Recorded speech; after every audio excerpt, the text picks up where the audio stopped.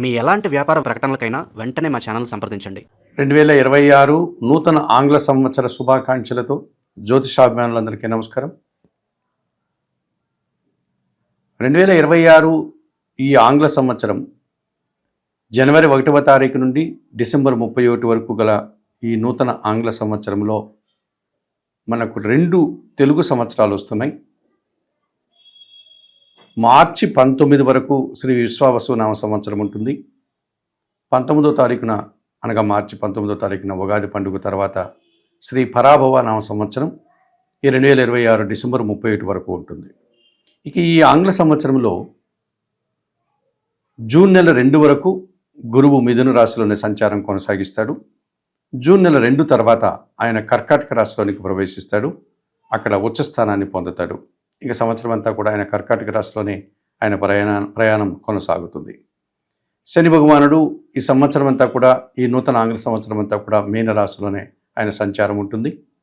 రాహుకేతువులు కుంభరాశిలో సంచరిస్తున్నటువంటి ప్రస్తుతం రాహువు, అలాగే సింహరాశిలో సంచరిస్తున్నటువంటి కేతువు ఈ 2026 సంవత్సరంలో డిసెంబర్ 5 వరకు కూడా వారు యథాస్థితిని కొనసాగుతారు.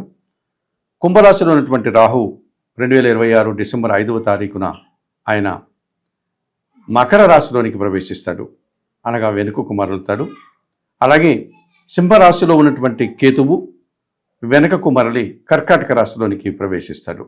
ఈ రకంగా రాహుకేతువుల యొక్క మార్పు ఇంచుమించుగా ఈ సంవత్సరం అంతా కూడా యథాస్థితిని కొనసాగుతుంది. శని భగవానుడు మీనరాశిలోనే తన యొక్క సంచారాన్ని కొనసాగిస్తాడు. గురువు మాత్రం జూన్ 2 వరకు మిథున రాశిలో, జూన్ 2 తర్వాత కర్కాటక రాశిలోనికి మారేటువంటి పరిస్థితి మనకు కనిపిస్తుంది. సహజంగా మనము సంవత్సర ఫలితాలు చెప్పుకునేటప్పుడు దీర్ఘకాలికంగా సంచారం చేసేటువంటి గ్రహాల యొక్క ఫలితాలని ప్రధానంగా మనం స్వీకరించేటువంటి పరిస్థితి కనిపిస్తుంది. ఇప్పుడు 2026 నూతన ఆంగ్ల సంవత్సరంలో 12 రాశుల్లో ముందుగా మేషరాశి వారు. ఈ మేషరాశి వారికి ఆంగ్ల సంవత్సరం శుభాకాంక్షలతో ప్రధానంగా గురువు, వీరికి భాగ్య వ్యయాధిపతి అయినటువంటి ఈ గురువు జూన్ నెల 2 వరకు తృతీయ భావంలో మిథున రాశిలో ప్రతికూలంగా సంచరిస్తాడు, అనగా వ్యతిరేక ఫలితాలను ఇచ్చేటువంటి పరిస్థితి కనిపిస్తుంది.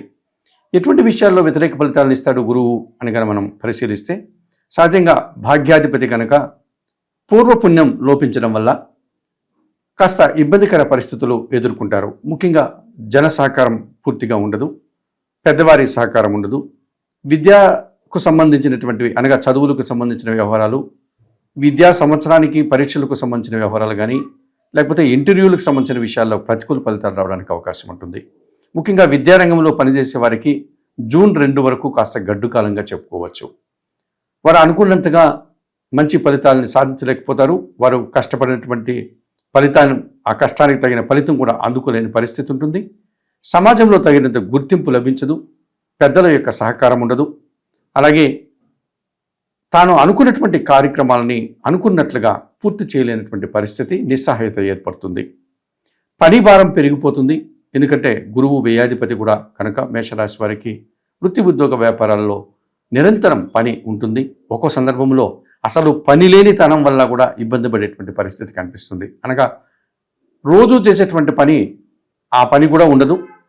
తనకు పని కూడా లేదే, ఏం చేయాలి అని ఒక రకమైనటువంటి మదన పడుతూ ఆ ఖాళీ సమయాన్ని ఏ రకంగా సద్వినియోగం చేసుకోవాలి అని ఆలోచిస్తూ బాధపడే సందర్భాలు కూడా ఈ మేషరాశి వారికి అప్పుడప్పుడు జరుగుతాయి. ఒక్కోసారి ఏమో విపరీతమైనటువంటి పని, అనగా మితిమీరినటువంటి పని, శక్తికి మించినటువంటి పని భారాన్ని మోయాల్సినటువంటి వాతావరణం కూడా మేషరాశి వారికి ఈ జూన్ 2 వరకు ఉంటుంది. అయితే జూన్ 2 తర్వాత గురువు మిథున రాశి నుంచి కర్కాటక రాశిలోనికి గురు సంక్రమణం చెందిన తర్వాత, కర్కాటక రాశిలో గురువు ఉచ్చస్థానాన్ని పొందిన తర్వాత, ఇక జూన్ 2 నుంచి కూడా ఈ 2026 డిసెంబర్ 31 వరకు ఈ సంవత్సరం అంతా కూడా మేషరాశి వారికి వారు అనుకున్నటువంటి పనులన్నీ కూడా అనుకున్నట్లుగా పూర్తి చేస్తారు. చదువులకు సంబంధించిన విషయాల్లో సత్ఫలితాలు అందుకుంటారు.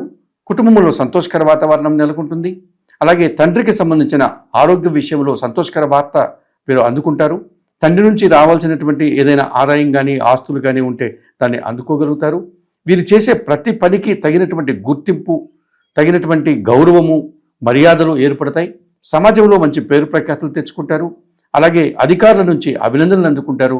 వీరు చేసేటువంటి వృత్తి ఉద్యోగ వ్యాపార వ్యవసాయ రంగాల్లో ఏ రంగంలో పనిచేసినప్పటికీ కూడా వీరికి తగినటువంటి సత్కారం కానీ అభినందనలు కానీ అవార్డులు కానీ రావడానికి ఈ జూన్ 2 తర్వాత మేషరాశి వారికి గురువు చతుర్థ భావంలో మంచి ఫలితాలని అందిస్తాడు. అనారోగ్యం నుంచి బయటపడతారు, ఆరోగ్యవంతులు అవుతారు, రావాల్సినటువంటి ఆదాయం చేతికి అందుతుంది. కుటుంబంలో శుభ కార్యక్రమాల నిర్వహణ అనగా సంతానానికి వారి యొక్క పిల్లలకి వివాహాది కార్యక్రమాలు చేయడం కానీ, లేకపోతే నూతన గృహం కొనుగోలు చేయడం కానీ, నూతన వాహనం కొనుగోలు చేసేటువంటి పరిస్థితి కూడా వీరికి ఏర్పడుతుందని చెప్పుకోవచ్చు. ఇక శని భగవానుడు దశమ లాభాధిపతి అయినటువంటి శని భగవానుడు ఈ సంవత్సరం అంతా కూడా వ్యయంలోనే సంచరిస్తాడు. శని భగవానుడు వ్యయంలో సంచరించేటువంటి సందర్భంలో పని భారం పెరుగుతుంది, పని ఒత్తిడి అధికమవుతుంది, నిరంతరాయంగా పని ఉంటుంది.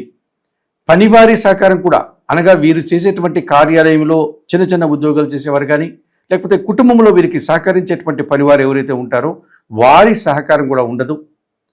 పనివారి సహకారం లేనప్పుడు ఇంట బయట కూడా వీరే పనులు చేసుకుంటూ ఆ పని ఒత్తిడికి శ్రమకు లోనై శ్రమపడేటువంటి పరిస్థితి, పని భారాన్ని మోసేటువంటి పరిస్థితి కనిపిస్తుంది. శారీరకమైనటువంటి చిన్న చిన్న అనారోగ్యాలు కానీ, అనగా వీరికి ఉదర సంబంధమైనటువంటి ఇబ్బందులు కానీ, లేకపోతే విసర్జనకు సంబంధించినటువంటి అవయవాల నుంచి ఏదైనా అనారోగ్య సమస్యలు కానీ, లేకపోతే మోకాలు నొప్పులు, నడుము నొప్పులు, మెడ నొప్పులు లాంటి జాయింట్ పెయిన్స్ కానీ రావడానికి అవకాశం కనిపిస్తుంది.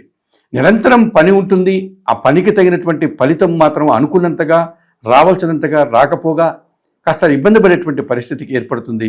ఈ 12వ ఇంట శని భగవానుడు సంచరించడం వల్ల ఆయన ఈ సంవత్సరం అంతా కూడా అలాగే సంచరిస్తున్నాడు. ఇక రాహు 2026 సంవత్సరం అంతా కూడా అనగా ఇంచుమించుగా డిసెంబర్ నెల 5 వరకు కూడా ఈ సంవత్సరం పూర్తిగా ఆయన కుంభరాశిలో సంచరిస్తున్నాడు, లాభస్థానంలో సంచరిస్తున్నాడు. విదేశీ వ్యవహారాలు అనుకూలంగా ఉంటాయి. ఏదైనా నూతన ప్రయత్నాలు చేయడానికి సానుకూలంగా ఉంటుంది. నూతన ఉద్యోగ ప్రయత్నాలు అనుకూలంగా ఉంటాయి. నూతన వ్యాపారాలు ప్రారంభించడానికి అనుకూల వాతావరణం ఉంటుంది. నూతన వ్యక్తుల వల్ల కూడా వీరికి మంచి ఫలితాలు రావడానికి అవకాశం కనిపిస్తుంది. ముఖ్యంగా విదేశాలకు వెళ్ళాలనుకున్నటువంటి వారు కానీ, విదేశాల్లో చదువుకునేటువంటి విద్యార్థులు కానీ, విదేశాల్లో ఉద్యోగాలు చేసేటువంటి వారు కానీ, లేకపోతే విదేశాలకు సంబంధించిన వ్యాపారాది లావాదేవీలు చేసుకునేటువంటి వారికి కానీ సానుకూల వాతావరణం ఏర్పడుతుంది.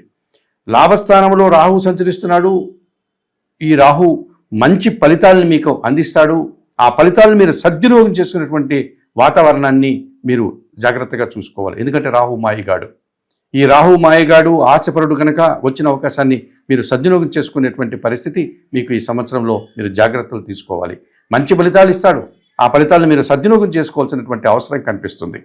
అలాగే పంచమ స్థానంలో కేతువు సంచరిస్తున్నాడు. ఈ కేతువు కాస్త మీకు నిరాశని కలిగించేటువంటి వాతావరణం కనిపిస్తుంది. మీ ఆలోచన విషయంలో కానీ, సంతానం విషయంలో కానీ, లేక సంతానము మీ నుంచి దూరంగా చదువుల కోసం లేకపోతే ఇతరత ఉద్యోగాలకు వెళ్ళడం వల్ల మీరు కాస్త నిరాశపడేటువంటి పరిస్థితి కనిపిస్తుంది. అలాగే ఈ సంవత్సరంలో మీకు వాహన సంబంధమైనటువంటి లాభాలు కనిపిస్తున్నాయి. భూ సంబంధమైనటువంటి విషయాలు కూడా మీకు అనుకూలంగా కనిపిస్తున్నాయి. కనుక తప్పనిసరిగా మేషరాశి వారు వ్యయములో ఉన్నటువంటి శనికి దోషాన్ని నుంచి బయటపడడానికి మీరు శనేశ్వర స్వామి దర్శనం, శనేశ్వరునికి అభిషేకం చేసుకోండి. అలాగే పంచమ కేతు మిమ్మల్ని ఇబ్బంది పెడుతున్నాడు కనుక నిత్య గణపతి ఆరాధన చేయండి. గోవులకు ఉలవలను బాగా ఉడికించి బెల్లం పొడితో కలిపి ఆహారంగా అందించండి. ఈ రకంగా చేయడం వల్ల కేతు దోషం నుంచి కూడా మీరు బయటపడతారు. ఎలాగో మీకు జూన్ నుంచి గురువు అనుకూలంగా ఉన్నాడు, ఈ సంవత్సరం అంతా కూడా రాహు అనుకూలంగా ఉన్నాడు కనుక మంచి ఫలితాలను అందుకొని ఈ నూతన ఆంగ్ల సంవత్సరంలో మీరు అభివృద్ధి పథంలో ముందుకు వెళ్ళేటువంటి పరిస్థితి అధికంగా కనిపిస్తుంది.